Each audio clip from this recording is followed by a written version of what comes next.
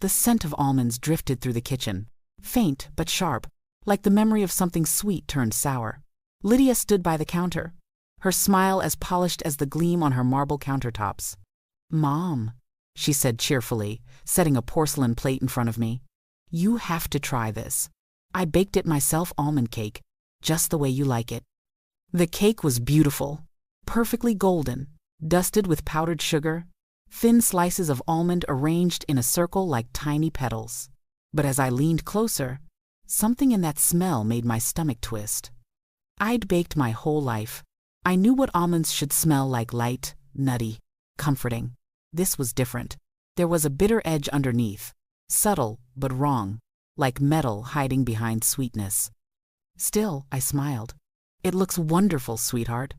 Lydia had been my pride for 30 years, my adopted daughter, my second chance at motherhood after losing my husband in a car accident and a lifetime of trying to have a child of my own. Watching her stand there in her crisp blouse and manicured confidence, I wanted so badly to see the little girl I had raised, the one who used to cling to me after nightmares. She handed me a fork. "Go ahead, Mom. While it's still warm, it's best that way." At the end of the table, her husband Nathan looked up from his phone. "Smells amazing, babe," he said, smiling softly. He'd always been kind to me, gentle in that quiet way of men who never need to prove their worth. Lydia turned to him, her tone suddenly bright. "There's a slice for you too, darling. But Mom first. This one's special." Something about her insistence chilled me. I lifted the fork and looked at the delicate crumb. Moist. Dense. Too moist. Maybe. And that scent, again bitter almonds. Faint but undeniable. Lydia watched me intently. Not lovingly. Intently. Just then, her phone buzzed. "Excuse me," she said, her smile tight. "It's the client I told you about back in a minute." She disappeared into the hallway, her voice low and practiced, the rhythm of someone used to controlling conversations. I set the fork down, my heart hammering. For a moment, I thought I was being ridiculous, but I'd lived long enough to trust the instincts that make your blood run cold for no clear reason. I glanced at Nathan's untouched plate. His slice looked almost identical to mine, but the frosting on his had a slightly different glaze, darker along the edges, as if brushed with syrup. I don't remember making a conscious decision. I just did it. While Lydia's voice drifted faintly from the next room, I switched the plates. I pushed the darker piece toward Nathan's spot and slid his untouched slice in front of me. Then I straightened up and pretended to admire the flowers on the table. When Lydia returned, she beamed. "Did you try it?" I gave a small laugh. "Not yet, waiting for you both." Nathan grinned, picking up his fork. "I'll be the brave one then." He took a generous bite. "Delicious," he mumbled with his mouth full. "Sweet, but kind of." He stopped. A strange sound left his throat. His hand twitched. "Are you okay?" I asked, rising halfway from my chair. He tried to answer, but his body jerked violently, his fork clattering to the floor. Within seconds, he was convulsing, his chair tipping backward. Lydia screamed a sound too loud, too sharp to be genuine, and rushed to his side. Foam gathered at his lips. His eyes rolled upward. "Call 911, I shouted, already fumbling for my phone. My hand shook as I relayed the address, the symptoms, everything. When the paramedics burst in, the kitchen was chaos. Nathan lay pale and trembling on the floor. Lydia clung to his arm, sobbing hysterically, her makeup streaked like ink. "He's dying! Please, help him!" I stood frozen beside the table, the untouched slice of cake gleaming under the overhead light. My throat was dry. My mind replayed every moment of the past 10 minutes, the smell, her insistence, the way she hadn't taken a single bite of her own slice. One of the paramedics knelt beside Nathan, barking instructions. Another turned to me. "Ma'am, what did he eat?" I hesitated, then answered quietly, "Almond cake." "Who prepared it?" I looked at Lydia, her hands covered in frosting, her sobs echoing too perfectly, and felt something break inside me. "My daughter," I said. The words tasted bitter as almonds. And as the paramedics lifted Nathan onto the stretcher, a single, unbearable thought took root in my mind. The cake wasn't meant for him. It was meant for me. As the ambulance siren faded into the distance, I stood alone in Lydia's kitchen, surrounded by half-eaten plates and the smell of sugar gone sour. The police had taken Nathan's untouched slice of cake, and Lydia had gone with them to the hospital.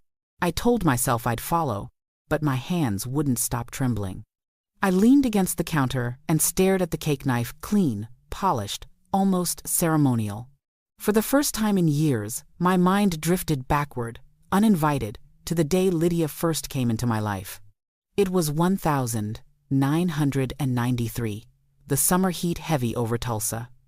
I was 37, newly widowed, and so lonely I could feel the emptiness of every room pressing against me. I'd tried everything to fill the silence, teaching extra classes, volunteering, church socials, but nothing filled that hollow space where motherhood was supposed to be. When the social worker from the adoption agency called, her voice gentle but purposeful, I thought it was fate. "She's been through a tragedy," the woman said. "Lost both parents in a house fire. She's quiet, but very bright. She just needs love." When I met Lydia for the first time, she was 6 years old, tiny, pale, her hair the color of corn silk. She clutched a stuffed horse so tight its seams had split, and she wouldn't look me in the eye. "Hello, sweetheart," I said, kneeling to her level. "My name's Margaret." The social worker smiled. "You can call her Mom if you'd like." Lydia's eyes finally lifted to mine, blue and enormous. She studied my face for a long, silent moment, and then, in a voice so small I barely heard it, she said, "Mama?" My heart broke and healed all at once. "Yes, honey," I whispered. "I'm your mama now." The first few months felt like a miracle.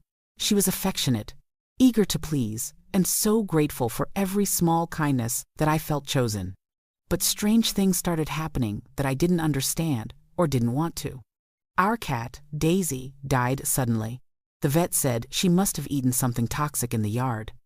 Lydia cried inconsolably at the tiny funeral we held in the garden. But a week later, she asked if we could get a new pet, her eyes dry and bright. Then our neighbor's dog died the same way. Later, a classmate of Lydia's broke her arm after falling down the school stairs. The principal said other children saw Lydia push her, but she denied it so convincingly that I defended her. I told myself she was just misunderstood, a little girl struggling with trauma. But sometimes, I'd catch her watching people in a way that made me uneasy studying them, as if measuring their usefulness. When she was 15, she began to change. She learned to cry on command, to apologize with just enough trembling in her voice to melt anyone's heart. I started to see patterns, small lies that grew larger, missing money, accidents that always worked in her favor. At 18, she married a man twice her age, a local contractor who died in a boating accident 6 months later. The insurance paid out more money than I had earned in 30 years as a principal. Lydia grieved beautifully, too beautifully. Her second husband died 2 years later, food poisoning, they said. I remember holding her at that funeral, whispering, "Sweetheart, you don't deserve this kind of pain." And she looked up at me, her blue eyes dry and still, and said softly, "No, Mom, I don't." Now, as I drove behind the ambulance through the dark Oklahoma streets, I thought of every strange coincidence, every pet, every man, every lie. They formed a pattern I'd never wanted to see. Maybe I hadn't been saving a wounded child all these years. Maybe I'd been raising something much darker. The hospital corridors smelled of antiseptic and fear. Lydia paced the waiting room like a caged animal, her heels clicking against the linoleum floor, her face hidden behind trembling hands. When the doctor finally appeared, his expression was grave. "Mrs. Miller?" he asked. Lydia's head snapped up immediately. "Your husband is stable, but critical. We found traces of cyanide in his system." "Cyanide?" Lydia repeated, her voice breaking perfectly on cue. "How could that happen?" The doctor's gaze shifted to me. "Who prepared the food?" I swallowed hard. "My daughter baked the cake." Lydia turned toward me. eyes wide with outrage. "Mom, how can you even say that? I baked it for all of us." Her voice was trembling, but her eyes were cold. I'd seen that look before, buried under layers of sweetness and charm, but never this naked. The doctor nodded slowly. "We'll need to inform the authorities. Cyanide poisoning is never accidental." That night, Lydia insisted I come home with her. "Please, Mom," she said, her tone fragile and persuasive. "I can't be alone after all this. What if whoever did this tries again? Whoever did this?" The words echoed in my head. I should have said no, should have stayed near the hospital, but I agreed, because I needed to know the truth. By midnight, Lydia had taken a sleeping pill and drifted off, leaving me in the guest room with my thoughts. I sat in the dark for a long time, listening to the hum of the air conditioner and the distant ticking of the grandfather clock. Finally, when her breathing grew slow and even, I rose quietly. The kitchen was spotless, as if scrubbed for inspection. The almond cake had been thrown out, but the smell still lingered, clinging to the air. I opened the pantry, searching for anything out of place. Behind a row of baking powder and vanilla extract, I found a small glass jar, unlabeled, filled with fine white crystals. My chest tightened. I didn't need to smell it to know, but I did. The faint scent of almonds hit me like a slap. I sealed the jar in a plastic bag and slipped it into my purse. In the drawer beneath the sink, under neatly folded dish towels, I found a small medical syringe. I had seen those before my late husband had used them for his diabetes, but Lydia didn't have diabetes. Neither did Nathan. My heart thudded painfully as I moved toward the study, a room Lydia had always kept locked. The key, I remembered, was hidden above the doorframe. She'd used that trick since she was a child. The lock clicked open easily. The room smelled faintly of lavender and printer ink. Neat shelves lined the walls, filled with labeled boxes and leather-bound notebooks. On the desk sat a small silver laptop and a stack of papers clipped together. My hands shook as I flipped through them. Life insurance policies. 2, 3, 5 of them, each for a different man. Every one listed Lydia H. Miller as the beneficiary. My pulse raced. I opened a drawer and found an old diary, Lydia's handwriting, looping and elegant. I turned to the first page. March 15, first dose successful, minor nausea, controllable. He suspects nothing. I couldn't read anymore. I flipped through page after page of precise, emotionless entries, each documenting a death, each describing symptoms, timing, and results. Then, near the back, I found a folder labeled MH. Inside were copies of my own will, my bank statements, and a note written in her hand. Accelerate the plan. She's starting to suspect. Lethal dose in cake. If anything goes wrong, blame David. For a moment, the world spun. My vision narrowed to the paper, trembling in my hands. All those years, all that love, and it had all been preparation. I backed out of the study, clutching the evidence to my chest, and crept to the porch. The night air was heavy and hot, the Oklahoma sky low with storm clouds. With shaking fingers, I dialed Detective Claire Watson's number from the hospital card the police had left behind. "Detective," I whispered when she answered. "I need you to come. I found something.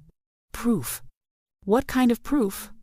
"The poison, the plans, everything." She paused. "Mrs. Miller, are you safe right now?" I looked toward the upstairs hallway where Lydia slept, her shadow faint beneath the door crack. "For now," I said softly, "but please, come quickly." Detective Claire Watson arrived at Lydia's house just after sunrise, disguised as a routine follow-up visit. From the kitchen window, I watched her step out of the unmarked car with another officer and a file in her hand. Lydia was still asleep upstairs, or at least I prayed she was. When I opened the door, Claire gave me a brief nod, professional, composed, her voice low. "Mrs. Miller, do you have what we discussed?" I handed her a canvas tote bag filled with what I'd found. The jar, the diary, the insurance papers. My heart hammered so loudly I could barely breathe. "Everything's in there. The jar smells of almonds. And the notebook? We'll handle it," she interrupted gently. You did the right thing. The younger officer stayed by the car while Claire entered. She cast a glance around the pristine living room, polished wood, family photos, sunlight slanting across Lydia's smiling face, frozen in silver frames. Does she suspect you found anything? I shook my head. Not yet, but she's unpredictable. Always has been. Claire nodded once, her tone calm but urgent. We'll analyze these quietly. Keep your routine as normal as possible. If she notices anything strange, call me immediately. I watched the detective drive away, the bag of evidence on the seat beside her, and felt both relief and terror. I was no longer alone, but I was still inside the lion's den. By 8 o'clock, Lydia came downstairs in her silk robe, hair perfectly brushed, eyes soft and damp. Mom, she said, her voice small, practiced. I didn't sleep at all. Have you heard from the hospital? Not yet, I said, forcing my tone steady. I'm sure we'll know soon. She smiled faintly. You must be exhausted. Sit down. I'll make breakfast. As she moved about the kitchen, I noticed how easily she slipped back into control, cracking eggs, buttering toast, humming some old lullaby she used to sing when she wanted forgiveness. Everything about her looked normal, effortless. That was her gift. While the skillet hissed, she turned to me. You don't believe I had anything to do with what happened, do you? Her voice wavered on cue, but her eyes didn't match the sound. I forced a small smile. Of course not, sweetheart. I know you'd never hurt anyone. Something in her posture softened. Good, because it's been a nightmare, Mom. The police think I poisoned Nathan. Can you imagine? I could. All too clearly. You know, she added, sliding a plate toward me, maybe this was about money. Nathan's been handling some big clients lately. Maybe someone wanted revenge. Maybe, I said, though my stomach churned at the thought of eating anything she made. Then she tilted her head and studied me carefully, as if testing my reactions. Or maybe someone wanted to hurt us. To hurt you. You've always had enemies, Mom. People jealous of how well you managed after Dad died. I let her words hang in the air. Her mind worked like a chessboard, moving blame like pieces Nathan's rivals, random strangers, even me. She was already rewriting the story. When the doorbell rang, Lydia jumped. Probably the detectives, I said casually. Her face paled for just a moment. Again? They said they might follow up. 2 uniformed officers stood outside. Morning, Mrs. Miller, one said. We're here for additional questions. Lydia immediately straightened her robe and smiled. Of course, officers. Come in. Anything to help. While they spoke to her, I stood quietly by the window, watching Detective Claire's car pull up across the street. She gave me a small, confirming nod through the glass. It was time. After 20 minutes of polite conversation, the older officer asked Lydia to step outside for clarification. When she did, another car rolled up behind them, a marked cruiser. The younger officer quietly reached for his cuffs. Lydia Miller, he said, his tone even. You're under arrest for the attempted murder of Nathan Miller. Her expression froze, then rearranged itself into disbelief. What? No, this has to be a mistake. Mom, tell them. Tell them I'd never... I turned away. My throat ached. My heart cracked, but I didn't move. As they led her past me, her perfume lingered faint vanilla and almonds. She looked over her shoulder one last time, her voice cold, stripped of the performance. You shouldn't have done this, Mom, she whispered. You have no idea what you've started. The door shut behind her, and silence filled the house. For a long moment, I stood by the window, staring at the empty plate on the table. My reflection in the glass looked like a stranger's older, harder, but finally awake. That night, Detective Claire called. Mrs. Miller, we've reviewed the diary. It doesn't end with Nathan. We've found references to other names, deaths, years apart. She's been killing for a long time. I pressed the phone to my ear, unable to speak. Get some rest, Claire said gently. You did the right thing. When the call ended, I sat alone in the dark kitchen. The smell of almonds still clung to the air, faint but unforgettable. And for the first time, I let myself say it out loud what I'd been too terrified to think. My daughter tried to kill me. The words broke something inside me and set something else free. 3 weeks passed before I gathered the courage to see Lydia again. Detective Claire had warned me, gently but firmly. "She's manipulative, Mrs. Miller. If you go, be prepared she'll twist every word. She'll say anything to make you doubt yourself." But I had to go. I needed to see her one last time, not as the daughter I'd loved, but as the stranger I'd finally come to understand. The county jail sat just outside Tulsa, a low concrete building surrounded by chain-link fences and razor wire that glinted in the sun. The air smelled like rain and rust. Inside, the guard led me through a series of buzzing doors until we reached a sterile gray room divided by a metal table. Lydia was already there, sitting with her hands folded neatly in front of her, her orange jumpsuit pressed and spotless, as if she'd ironed it. When she saw me, her face brightened with the same practiced smile she'd worn all her life. "Mom," she breathed, "you came." I sat down across from her, folding my trembling hands in my lap. "Yes, I needed to hear the truth from you." Her eyes filled with tears so quickly it was almost impressive. "Mom, I didn't do anything. They're saying such awful things. You have to believe me. You've always believed me." I looked at her steadily. "That's the problem, Lydia. I believed you for 30 years. For the briefest moment, something flickered behind her eyes' irritation, maybe even contempt, but it vanished under another layer of practiced fragility. "I know you're confused," she said softly. "You've been through so much. I would never hurt Nathan, and I would never hurt you." I leaned forward. "Then why did I find my will in your study? My bank statements? A folder labeled Final Plan? Tell me, Lydia, how do you explain that?" Her expression froze, just for a heartbeat. Then she gave a little laugh, light and dismissive. "You must have misunderstood. I was helping organize your finances. You're getting older, Mom, and I wanted to make sure—" "Don't," I interrupted. My voice cracked, but I didn't lower it. "Don't lie to me again. I read your diary." For the first time since she was a child, Lydia didn't speak. The silence between us grew so heavy it felt alive. Then, slowly, her posture changed. She sat back, eyes narrowing, her voice losing its sweetness. "So you finally figured it out." My stomach twisted. "You tried to kill me." "Don't be dramatic," she said coolly. "I was just speeding up what was already inevitable. You're old, Mom. You've had a good life, and I would have taken care of everything, just like you wanted. Your house, your accounts, it would have gone to someone who actually deserved it." "Deserved it?" I whispered. Her lips curved into a faint, chilling smile. "You always said you wanted to leave something behind that mattered. I would have made sure you did." A lump rose in my throat. "How long have you been lying to me?" Lydia tilted her head. "Since the day I met you." I flinched, as if she'd struck me. "You were so easy, Mom," she continued softly. "Lonely, desperate to be loved. You gave me everything before I even asked.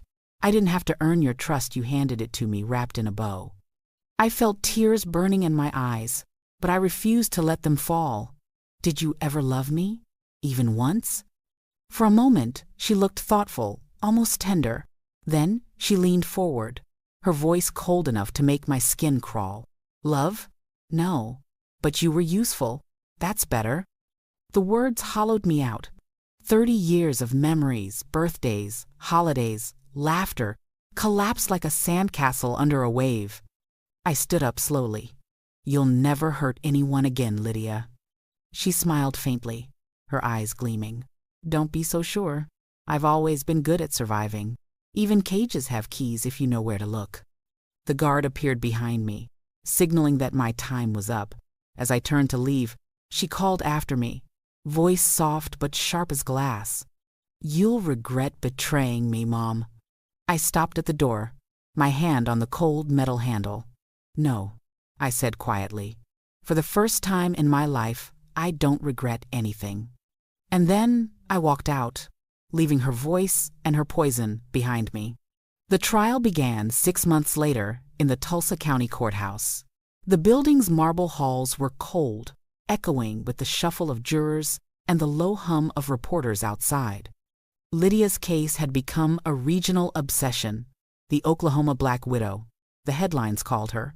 Every photo showed her the same way: immaculate, calm, beautiful, unreadable.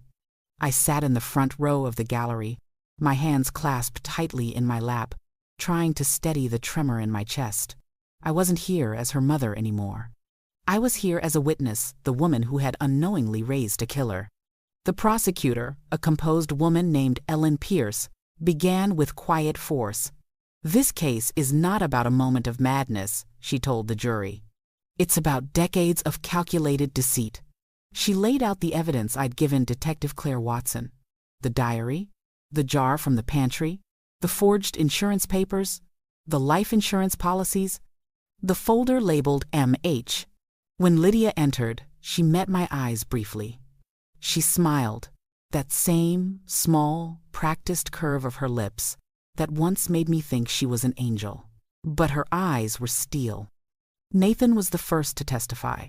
He was still thin, his hands shaking slightly as he raised them to swear the oath. His voice cracked as he described the months before the poisoning, how he'd started feeling dizzy and weak after meals. Lydia prepared, how he'd secretly stopped eating her cooking, and how he'd found himself vomiting the night before the cake incident. "She told me she was making almond cake for her mom," Nathan said quietly. "I thought it was sweet that she was trying to reconnect with Mrs. Miller, but later I realized it wasn't love. It was a countdown." The courtroom was silent, except for the scratching of pens. When it was my turn, I walked to the stand slowly. I told the truth, all of it. The early signs I'd ignored, the animals that died, the husbands who never lived long. The way I had rationalized everything because I wanted to believe love could fix her. "For 30 years, I told the jury, I protected her from the world. What I didn't realize was that the world needed protecting from her." Lydia sat perfectly still while I spoke, her gaze fixed on me. No tears, no remorse, not even anger, just analysis. When the defense tried to paint her as a traumatized orphan, her own words destroyed that image. The jury heard excerpts from her diary. First dose successful, minor nausea. He suspects nothing. Another read, "Mother's health steady. Increased dosage next week." The courtroom gasped. Lydia's lawyer rose, desperate. "Those are notes of a woman suffering from mental illness," he argued, "a product of childhood abuse and trauma." But the prosecutor's voice cut through his plea like glass. "Or the methodical work of a predator who spent decades perfecting her craft." When the jury left to deliberate, the room felt like it was holding its breath. It took them just over 3 hours to return. "Guilty," the foreman said, "on all counts." Lydia didn't flinch. She stood as the judge pronounced her sentence: life in prison without parole. She turned to me one last time, her smile faint but full of venom.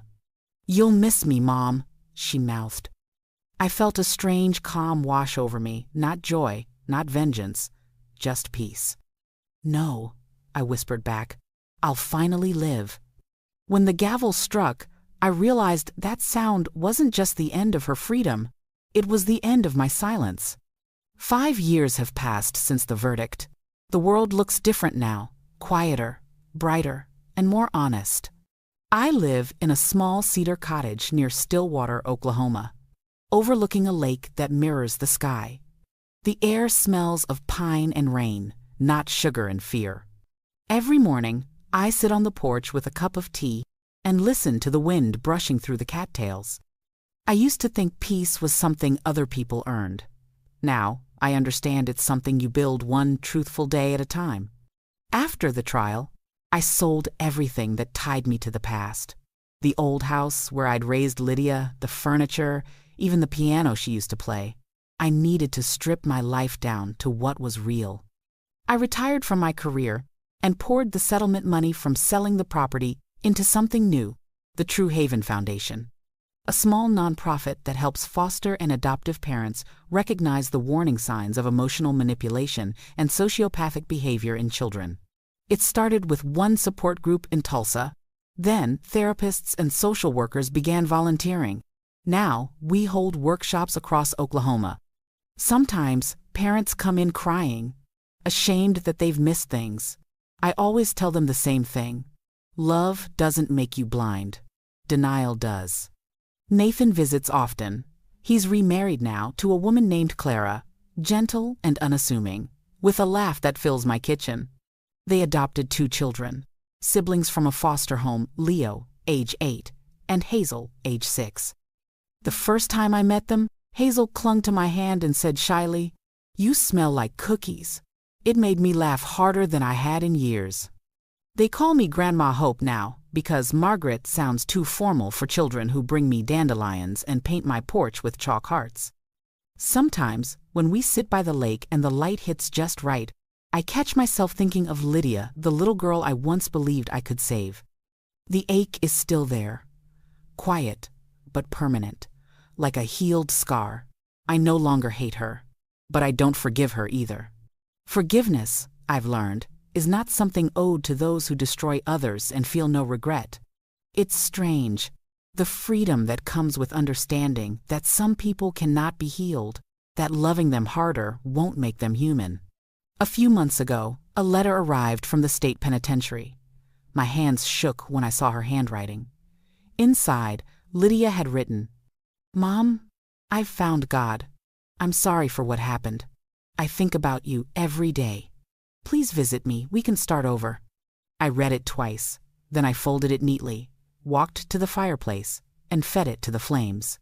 The paper curled and blackened, the smoke rising in thin, twisting ribbons. Watching it burn, I felt no anger, only release. That night, Hazel asked me for a bedtime story.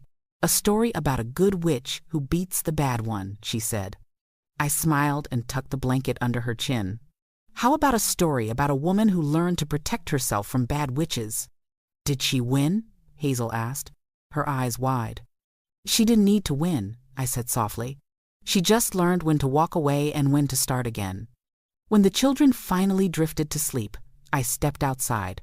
The moon hung low over the still water, silver light spilling across its surface.